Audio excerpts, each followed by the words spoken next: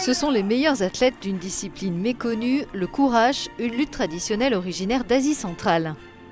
Ils se sont réunis à Paris ce week-end pour disputer devant plusieurs centaines de supporters la dernière édition du tournoi international de courage pour le prix du président de la République d'Ouzbékistan. Présenter des compétitions en Europe est important pour les représentants de cette lutte qui transmet des valeurs humaines de respect et améliore la condition physique et mentale. Une discipline qui gagne des licenciés dans le monde et ambitionne de rejoindre la famille olympique.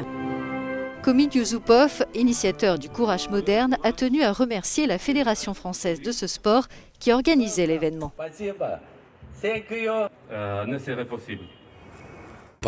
Cette année, nous avons déjà tenu 4 tournois internationaux sur le continent européen.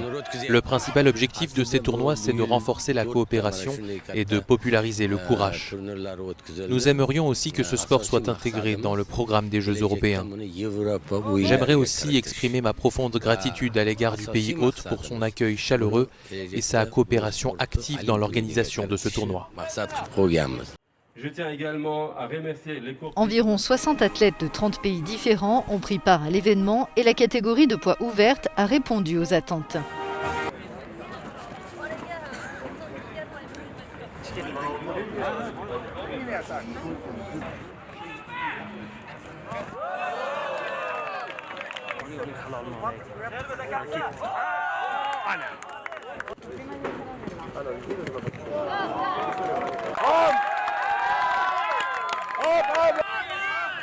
Sur le guillam, l'équivalent du tatami au judo, 3 concurrents ont brillé en délivrant au public parisien des gestes impressionnants.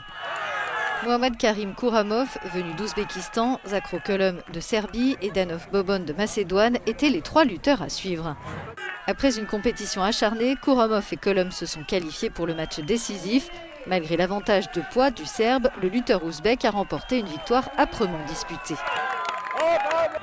Dans le tournoi féminin, Yasmine Grabowski a réalisé une superbe performance. L'athlète allemande a semblé inarrêtable tout au long de l'épreuve et a totalement dominé ses rivales polonaises et françaises dans le dernier carré. Elle faisait pourtant ses débuts dans cette discipline. Les vainqueurs ont reçu 5 000, 3 000 et 2 000 euros selon leur place sur le podium.